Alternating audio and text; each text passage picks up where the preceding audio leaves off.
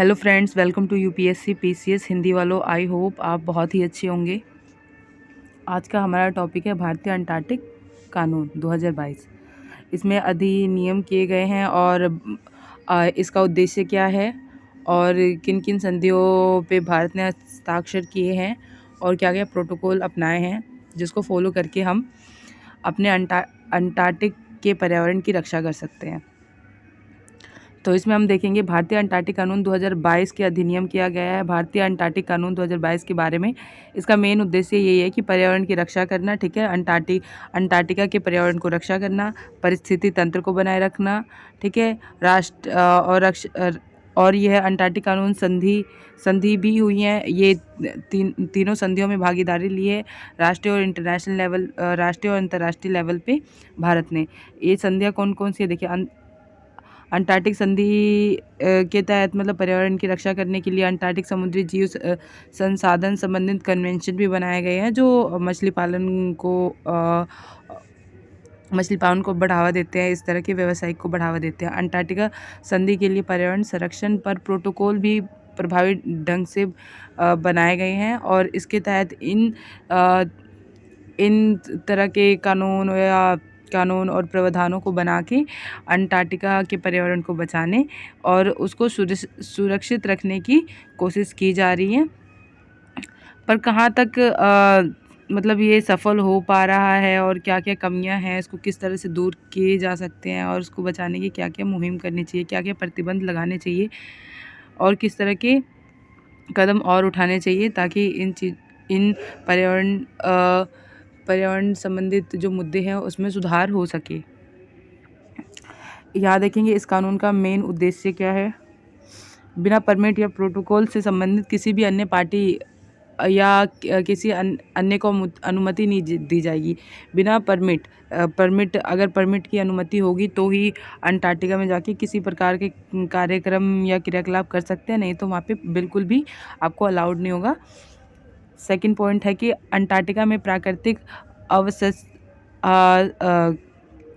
अस्थिरता का समक्ष खतरा उत्पन्न हो रहा है, ठीक है।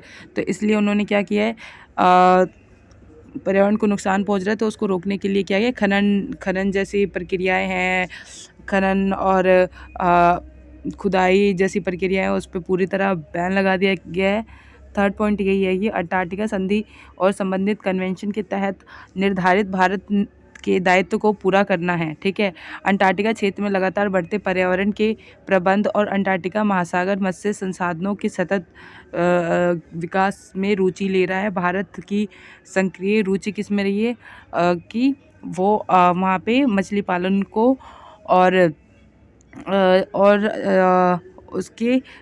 उसको बढ़ाने के लिए भारतीय गवर्नमेंट उसका समर्थन कर रही है, ठीक है। ध्रुवीय क्षेत्रों में गवर्नेंस और प्रबंध में भारत का कुशल एवं विश्वसनीय अंतर्राष्ट्रीय स्तर पर प्रसिद्ध करना, ठीक है, और वैज्ञानिक और लॉजिस्टिक के क्षेत्र में भारत का अंतर्राष्ट्रीय सहयोग व समर्थन प्राप्त होगा। मेन यही है कि देखिए जो भी अंटार्कटिका संधि की गई, कई प्रोटोकॉल अपनाए गए, तो इस तरह से भारत को अंतर्राष्ट्रीय स्तर पे और वैज्ञानिक जो लॉजिस्टिक के कारण अंतर्राष्ट्रीय स्तर पे भारत को अंटार्कटिका के पर्यावरण की सुरक्षा करने के लिए अंतर्राष्ट्रीय इंटरनेशनल स्तर पे उन्हें मदद मिलेगी। इसके उपरांत भारतीय अंटार्कटिक कार्यक्रम में कुशल और ऐच्छिक संचालन के लिए सुस्थापित कानून तंत्र भी बनाना है ना, और उसको अच्छी तरह लागू करने जैसे कार्य करेगा, ठीक है। इसके मेन उद्देश्य यही थे कि परमिट और खनन जैसी प्रक्रिया को रोकेगा। अंतर्राष्ट्रीय स्तर पे ये वैज्ञानिक लॉजिस्टिक के क्षेत्र से अत्यधिक महत्वपूर्ण है, तो उसको अंतर्राष्ट्रीय स्तर पे दूसरी कंट्री भी सहयोग करेंगी, ठीक है। इस कानून देखिए इस कानून के कुछ मुख्य प्रावधान हैं, ठीक है, उसको भी देखते हैं। इस कानून के क्या प्रावधान है इसको समझने की कोशिश करते हैं। देखिए ये देखिए, कानून किसी पर भी लागू होगा। प्रावधान यही है कि कानून कोई भी व्यक्ति हो उस पर सभी पर, चाहे वो अपने देश का हो, भारतीय हो या कोई भी विदेशी हो, सब पर एक ही तरह से लागू होगा। भारत में प्रभावी किसी कानून के तहत निगमीय स्थापित या पंजीकृत संस्था पर भी लागू होगा। भारत में पंजीकृत अंटार्कटिका के लिए भारतीय अभियान में शामिल किए गए पोत भी शामिल है जिस पे ये कानून लागू होगा। ठीक है, तो मेन है कि किन किन पे ये कानून लागू होगा। फिर यहाँ देखते हैं केंद्र सरकार केंद्र और अंटार्कटिका के पर्यावरण की सुरक्षा के लिए उन्होंने क्या क्या कदम उठाए, ये भी देखते हैं। देखिए, केंद्र सरकार अंटार्कटिका गवर्नर एवं पर्यावरण संरक्षण पर एक समिति का गठन करेगी। उस समिति को पूरे मतलब भारत में दौरा करने के लिए बोलेगी। उसके उपरांत एक और समिति का गठन करेगी जो अंटार्कटिक में जाके वहाँ की समीक्षा करेगा कि पर्यावरण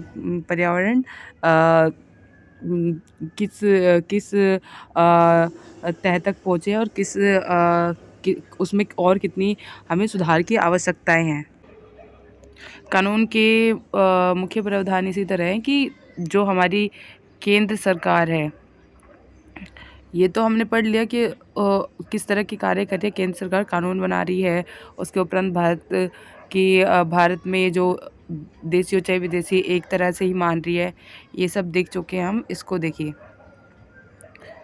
केंद्र सरकार ने कुछ इसके लिए और भी कानून बनाया है। तो ये देखिए, केंद्र सरकार ने केंद्र सरकार ने क्या किया, अंटार्कटिक गवर्नर्स पर्यावरण संरक्षण पे एक समिति का गठन किया है। ठीक है, ये समिति क्या करेगी, पूरे देश में देख के आएगी किस तरह से पर्यावरण की सुरक्षा हो रही है। फिर यह एक और समिति का गठन होगा जो अंटार्कटिका में निरीक्षण करके आएगी और ये 10 सदस्यों की समिति होगी। ये कार्य क्या करेगी, विभिन्न गतिविधियों के लिए अनुमति देना और उसे निलंबन करना या रद्द करने जैसे कार्य रहेंगे। अगर कोई परमिट मांगता है या उन पे ये हक है कि वो उसे निलंबन कर सकते हैं या उसे अनुमति दे सकते हैं। अंटार्कटिका में पर्यावरण की सुरक्षा हेतु प्रासंगिक अंतर्राष्ट्रीय जो कानून है उनको मानना और उसको अनुपालन करने जैसे कार्य भी ये करेगा। अपशिष्ट वर्गीकरण प्रणाली और अपशिष्ट प्रबंध आदि की स्थापना भी करेगा।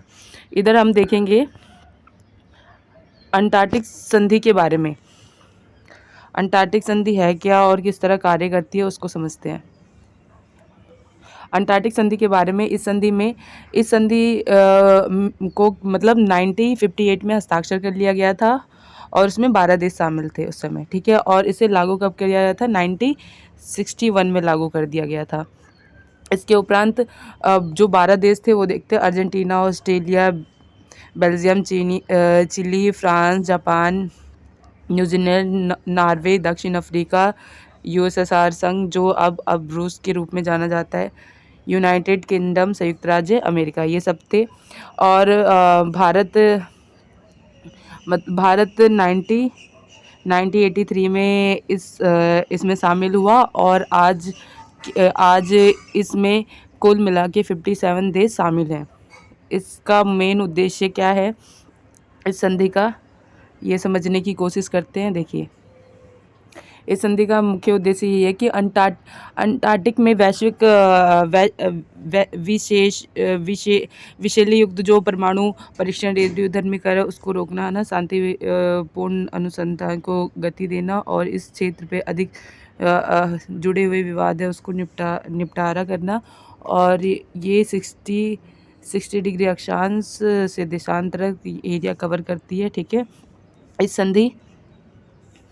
संधि के पक्षकारों के 3 अंतर्राष्ट्रीय समझौतों पर वार्ता करना। यह समझौता अंटार्कटिक की गतिविधियों को नियमित करता है। ठीक है, अंटार्कटिक सील की सुरक्षा के लिए कन्वेंशन बनाए गए हैं। अंटार्कटिक समुद्री जीव संसाधन संरक्षण, देखिए अलग अलग कन्वेंशन बनाए हुए 1972 में बनाए गए हैं। ठीक है, अंटार्कटिक समुद्री जीव संरक्षण कन्वेंशन बनाया गया। अंटार्कटिक संधि के लिए पर्यावरण संरक्षण के प्रोटोकॉल बनाए गए और भारत ने 1988 में इस प्रोटोकॉल पे हस्ताक्षर कर दिया था। नेक्स्ट आगे बढ़ते हैं।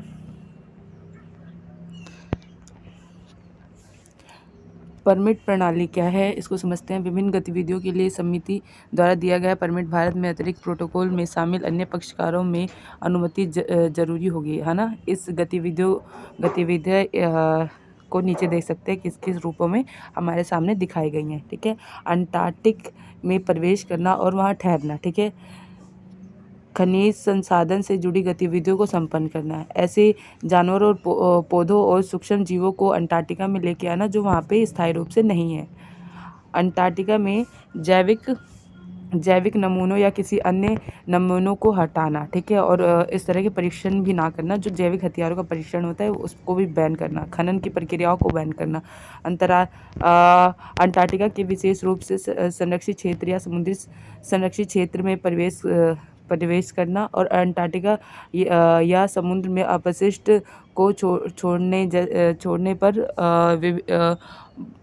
दंड की संहिता भी की गई है। ठीक है, इसके उपरांत देखते हैं अंटार्कटिका फंड नामक एक कोष का गठन होगा। ठीक है, इस कोष क्यों क्या करेगा, पर्यावरण रक्षा के लिए और वहाँ की सुरक्षा हेतु ये इस कोष का उपयोग किया जाएगा।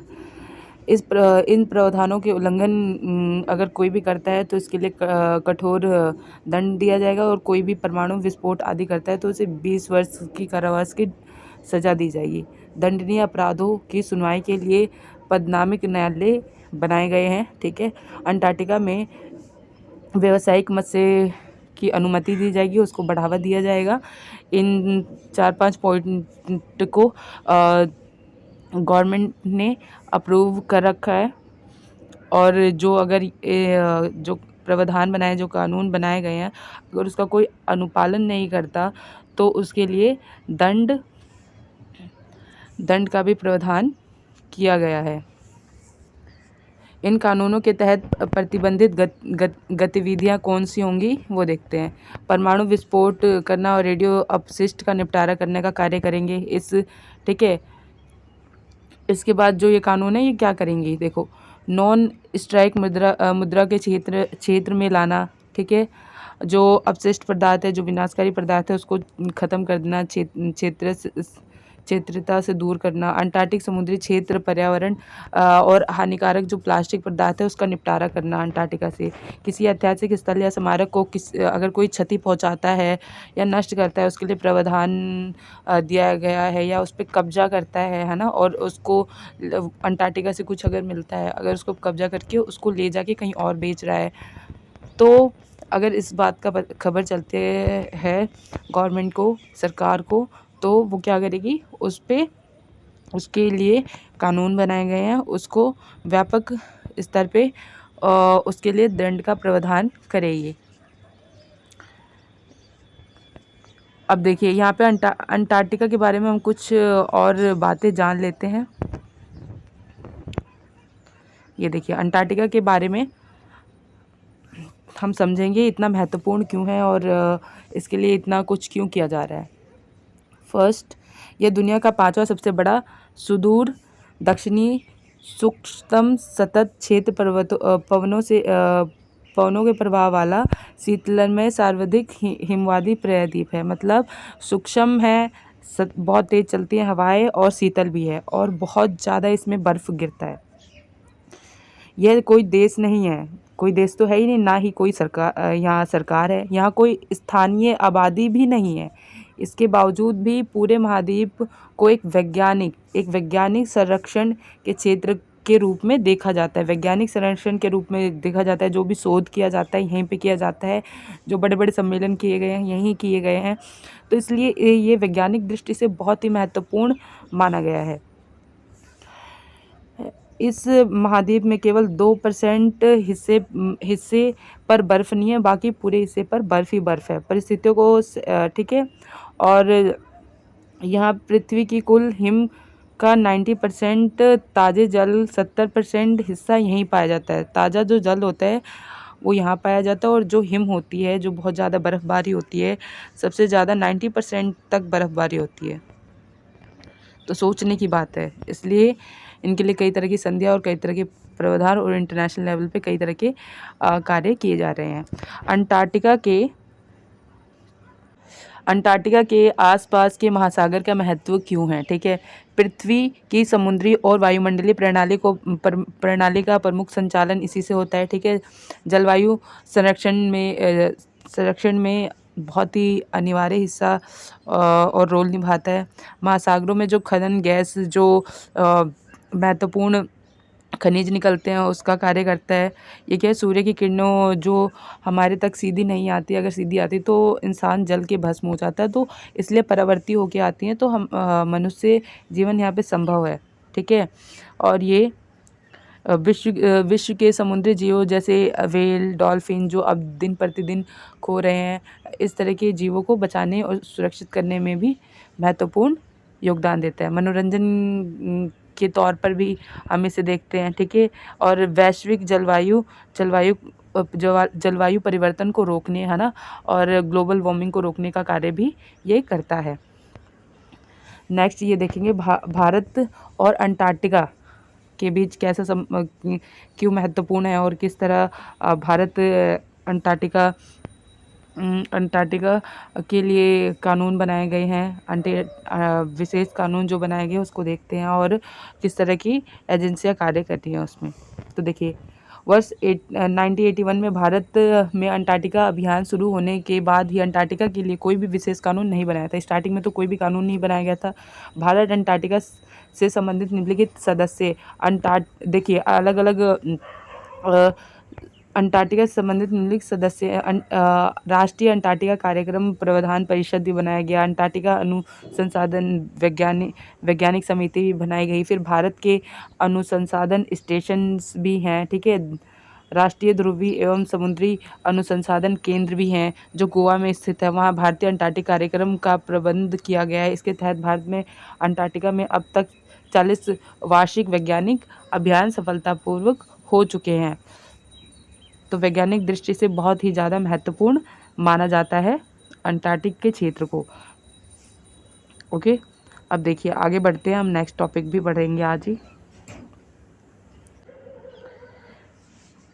दुर्लभ खनिजों की आपूर्ति, ये नेक्स्ट टॉपिक है हमारा। ठीक है, हाल ही में भारत में यूएसए के नेतृत्व में खनिज सुरक्षा साझेदारी हुई थी, जिसे MSP 23 में स्वयं को शामिल नहीं होने पर उन्होंने बहुत ही दुख और चिंता व्यक्त की है। ऐसा क्यों किया है, मतलब अच्छा ठीक है नहीं शामिल किया तो क्या बात होगी, इतनी बड़ी बात क्या होगी जो शामिल नहीं किया, है ना, कोई बात नहीं, बट इससे हमारे अर्थव्यवस्था, हमारे आर्थिक स्थिति पर बहुत ज़्यादा फ़र्क पड़ता है। इस वजह से हमारी जो गवर्नमेंट है, जो हमारी सरकार है, वो बहुत ही ज़्यादा चिंतित है MSP में शामिल ना होने पर।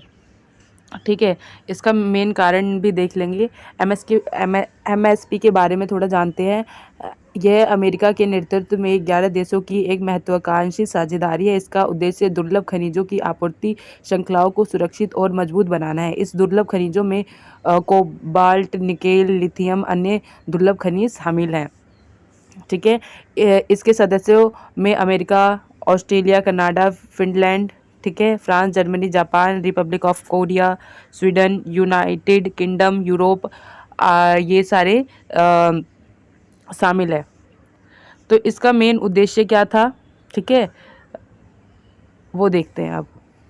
इस गठबंधन का उद्देश्य सरकारों और निजी क्षेत्रों में निवेश प्राप्त करना। इसे देशों को भूवैज्ञानिक संसाधनों को आर्थिक विकास में लाभ प्राप्त करने में मदद हो गई। ठीक है, सेकंड ये है कि यह गठबंधन दुर्लभ खनिजों की अधिक मांग और इन खनिजों की आपूर्ति श्रृंखला में चीन के प्रभुत्व के कारण अस्तित्व में आया। मेन क्या है कि जो ये अस्तित्व में क्यों आया, ये गठबंधन क्यों बना, इस तरह की साझेदारी की आवश्यकता क्यों, क्योंकि जो चीन है ना, वो बहुत ही ज़्यादा जो दुर्लभ खनिज है उस पे प्रभुत्व है उसका। इसलिए दुर्लभ खनिजों के प्रभुत्व को कम, चीन के दुर्लभ खनिजों के प्रभुत्व को कम करने के लिए इन्होंने इस तरह का गठबंधन किया, जिसमें भारत शामिल नहीं हो पाया। और ये आर्थिक दृष्टि से भी बहुत ज़्यादा महत्व रखता है और महत्वपूर्ण है। इस वजह से सोचने का विषय तो बनता ही है कि शामिल क्यों नहीं किया। ठीक है, वर्ष 2019 में डेमोक्रेटिक रिपब्लिक ऑफ कांगो, ठीक है, जिसे हम DRC भी कहते हैं, और पीपुलर्स रिपब्लिक ऑफ चाइना, ठीक है, चीन का कोबाल्ट और दुर्लभ खनिजों पर वैश्विक उत्पादन के क्रम से देखा जाए तो 70 से 60% का योगदान है। मतलब पूरे विश्व में 60 से 70% का ये जो दुर्लभ खनिज है, इन चाइना और कांगो देश का ही मेन प्रभुत्व रहा है, ठीक है। दुर्लभ खनिजों और उनके महत्व के बारे में जान लेते हैं, इसका क्या महत्व है और इसका क्या प्रभाव पड़ता है हमारी अर्थव्यवस्था पे, देखने को मिलता है, ठीक है। इसके बारे में और अच्छी तरह समझते हैं। दुर्लभ खनिजों और उसके महत्व के बारे में देखिए, परिभाषा से प्राथमिक और प्रसंस्कृत दोनों प्रकार के खनिज संसाधन हैं जो आधुनिक प्रौद्योगिकी, अर्थव्यवस्था और राष्ट्रीय सुरक्षा प्रणाली में आवश्यक इनपुट या वृद्धि करने का कार्य करते हैं। इसकी अनुपलब्धता का मूल्य अस्थिरता के कारण आपूर्ति श्रृंखला में व्यवधान का सामना करना पड़ सकता है। इसमें शामिल है धात्विक अधात्विक दोनों खनिज शामिल होते हैं, ठीक है। जो हमारे दुर्लभ खनिज में इसमें धात्विक और अधात्विक जैसे एंटीमनी, बेरिलियम, कोबाल्ट, है ना, जर्मेनियम, ग्रेफाइट, इंडियम, लिथियम्स, ठीक है। इस तरह के बहुत सारे जो ये हमारे 17 दुर्लभ जो खनिज है वो पाए जाते हैं। अब देखिए महत्व क्या है, इन्हें दुर्लभ की श्रेणी में इसलिए रखा गया है क्योंकि ये अर्थव्यवस्था पर बहुत ज़्यादा प्रभाव डालते हैं। कच्चे माल की तुलना में इसकी अपेक्षा बहुत ज़्यादा है और ये बहुत स्तर पे हमारे अर्थव्यवस्था को प्रभावित करती है, ठीक है, और अर्थव्यवस्था में वृद्धि करने का कार्य करती है। इसलिए जो हमारे दुर्लभ खनिज है इसका महत्व ज़्यादा बढ़ जाता है।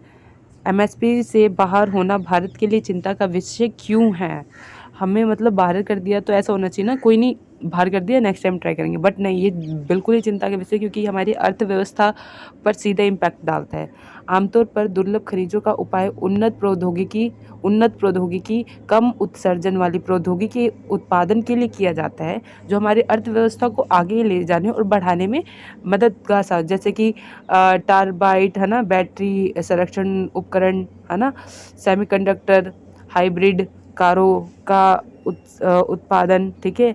इस तरह से ये डिजिटल अर्थव्यवस्था में रूपांतरित करने का बहुत ही बढ़िया रास्ता है, परंतु ये हम शामिल तो हुए नहीं, तो इस वजह से भारत में ये तो चिंता का विषय है ही। हमें कम ऊर्जा खर्च करनी पड़ेगी, अच्छे वाहन और जो पर्यावरण की रक्षा होगी वो भी महत्वपूर्ण उसमें भूमिका निभाएगी। ये दुर्लभ खनिज सेमीकंडक्टर, बैटरी आदि में घरेलू विनिर्माण की क्षमता को हासिल करने और विविध क्षेत्रों को आत्मनिर्भर बनाने में बहुत ही मददगार साबित होगी। यह बेहद विद्युत नेटवर्क, ऊर्जा कुशल प्रकाश व्यवस्था, बैटरी स्टोरेज की क्षमता भी रखती है। ये ई मोबिलियम की आवश्यकता को पूरा करने, हाइब्रिड के इलेक्ट्रॉनिक वाहनों को तेज़ी से अपनाने, है ना, और उनका निर्माण करने में भी बहुत ज़्यादा मदद करेगी। इलेक्ट्रॉनिक कारों, पारंपरिक कारों की तुलना में 6 गुना अधिक दुर्लभ खनिजों का प्रयोग होता है, इसलिए हमें ये दुर्लभ खनिज की प्राप्ति अगर होती तो हमारा जो इंडिया है वो डिजिटल बन जाता है, इलेक्ट्रॉनिक वाहनों का भी प्रयोग होता, हमारी अर्थव्यवस्था ग्रो करती। यह स्वच्छ ऊर्जा प्रौद्योगिकियों के माध्यम से ऊर्जा प्रणाली में विकार्बनीकरण करने में भी मदद करती। इस प्रौद्योगिकी के लिए दुर्लभ खनिजों की अधिक मात्रा की आवश्यकता है। उदाहरण के लिए तटीय पवन ऊर्जा संयंत्र की समान आकार के गैस संयंत्र तुलना में 13 गुना अधिक दुर्लभ खनिजों की हमें आवश्यकता पड़ती है। इसलिए भारत को दुर्लभ खनिजों नहीं मिले तो कई तरह की चुनौतियां देखने को मिल रही हैं, ठीक है। अब यहाँ देखते हैं भारत में घरेलू चुनौतियां क्या है हमारे सामने। श्रेणी में आयात उत्पादन, पर्यावरण पूर्ण चक्र एवं विकल्प खोजने की आवश्यकता और नवाचार में कमी, ठीक है। नए विकल्प खोजने चाहिए और जो हमारे क्या होता है कि वित्तीय सहायक प्राप्त क्यों नहीं होते, क्योंकि ये जो खनिज होते हैं वो बहुत ही दुर्लभ होते हैं और इन खनिजों को एक बार खनन के द्वारा निकालना, फिर इसकी आपूर्ति कराना, फिर इसको, तो इसमें जो हमारे इन्वेस्टर हैं उनको उनको ये लगता है कि अगर हम इसमें इन्वेस्ट करते हैं तो हमारे पैसे फंस जाएंगे या हमें उतना लाभ प्राप्त नहीं होगा, इसलिए वो वित्त से भी बचते हैं। ठीक है, उत्पादन दर में अच्छी बढ़ोतरी होती है, बट वो भी नहीं हुआ। घरेलू भंडार की सीमित क्षमता, अंतः एजेंसी समन्वय की कमी के कारण सभी महत्वपूर्ण खनिजों का घरेलू भंडार नहीं खोजा गया है।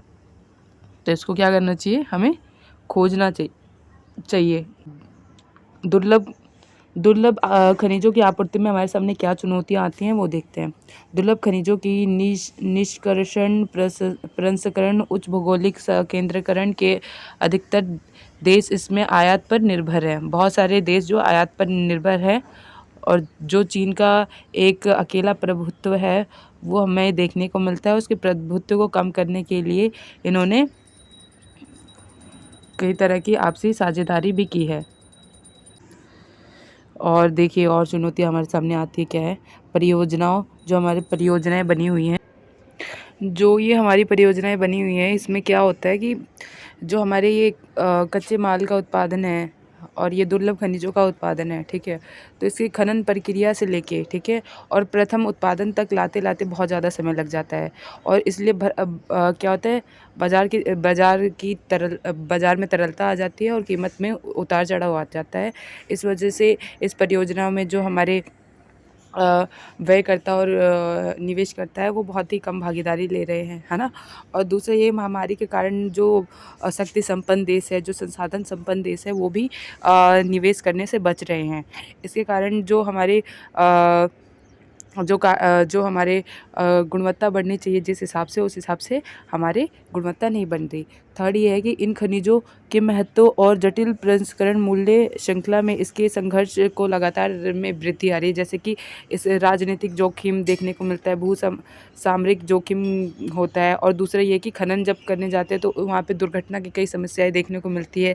तो कई बार तो दुर्घटना के कारण ही इन परियोजनाओं को रोक दिया जाता है, या कई अन्य राजनीतिक कारणों से भी और पर्यावरण कारण से भी इन खनन कार्यों को रोक दिया जाता है। इस वजह से इनकी उपलब्धता भी कम होती जा रही है। ठीक है, और देखिए सरकार क्या कर रही है इसमें, इसको देखते हैं। सरकार ने विदेशी और सामरिक दुर्लभ खनिज परिस्थितियों को पहचान करने तथा उनका अधिग्रहण करने के लिए खनिज विदेश इंडिया लिमिटेड की स्थापना की है। ठीक है, इसकी स्थापना की है ताकि सरकार के पारस्परिक लाभ जैसे ऑस्ट्रेलिया और भारत दुर्लभ खनिज निवेश भागीदारी द्विपक्षीय साझेदारी पर हस्ताक्षर भी किए हैं। ठीक है, तो यहाँ पे हम ये देखते हैं कि सरकार विदेशी और सामरिक दुर्लभ खनिजों की पर मतलब आधिपत्य करने के लिए, अधिग्रहण करने के लिए वो क्या क्या कार्य कर रही है। तो उन्होंने क्या किया है कि खनिज विदेश इंडिया लिमिटेड की स्थापना कर दिया। अब ये देखते हैं ये है क्या। ठीक है, खनिज विदेश इंडिया लिमिटेड क्या है, यह 3 केंद्रीय सार्वजनिक क्षेत्र उद्योगों अर्थात नेशनल एल्युमिनियम कंपनी लिमिटेड और हिंदुस्तान कॉपर लिमिटेड और मिनरल एक्सप्लोरेशंस कॉर्पोरेट लिमिटेड के एक संयुक्त गठ है। ठीक है, यह विदेश में दुर्लभ और सामरिक खनिज परिस्थितियों की पहचान कर तथा उसमें दोहन का कार्य करते हैं। इन खनिजों की लिथियम, कार्बन, निकेल, कॉपर, है ना, नियोडीमियम, अन्य दुर्लभ खनिज शामिल है। वर्तमान में ये दुर्लभ और सामरिक खनिज दोहन ऑस्ट्रेलिया, अर्जेंटीना और बोलिविया और चिली के साथ मिलकर कर रहा है। तो हमें जो ये दुर्लभ खनिज है उनका उन पे आधिपत्य और साझेदारी करने की बहुत ज़्यादा आवश्यकता है। भविष्य की मांग और आपूर्ति को ध्यान में रखते हुए संभावित कमजोरियों को पहचान कर हमें उस पर कार्य करना चाहिए और दुर्लभ खनिजों जैसी आसूचना केंद्र की स्थापना करनी चाहिए। ठीक है, बेहतर अंत एजेंसी समन्वय और दुर्लभ खनिजों की खोज के लिए तेजी से भारतीय खनन ब्यूरो की क्षमता में और ज़्यादा वृद्धि करनी चाहिए और घरेलू अन्वेषणों पर ध्यान देना चाहिए। और क्या करना चाहिए जिससे हम इसमें सुधार ला सकते हैं, साधन और नवाचार की व्यवस्था को बढ़ाना चाहिए और इसकी बनावट को ध्यान में रख किया जाना चाहिए। खनन और खनिज प्रसंस्करण प्रौद्योगिकी को बेहतर बनाना चाहिए। ठीक है। और क्या कर सकते हैं, इसमें महत्वपूर्ण खनिज संसाधनों में वृद्धि कर हिंद महासागर क्षेत्र IOR के पॉलिनेशियम को और अधिक बढ़ावा देना चाहिए। दुर्लभ खनिजों की आपूर्ति की विविधता लाकर इसमें रणनीति भंडार करना चाहिए और आपूर्ति श्रृंखला में लचीलापन को बढ़ाकर इसमें इसकी आपूर्ति को और अधिक बढ़ाना चाहिए। प्राथमिक आपूर्ति पर दबाव कम करने और पूर्ण चक्र पर बढ़ावा देना चाहिए। साथ में ही जन जागरूकता करनी चाहिए, जो हमारे जो गैस है, जो घरेलू गैस है, उनकी बचत करें और एनर्जी की बचत करके हम अपने देश को और आर्थिक स्थिति को बेहतर कर सकते हैं। आज का टॉपिक कंप्लीट हुआ। Thanks to watching my video. धन्यवाद।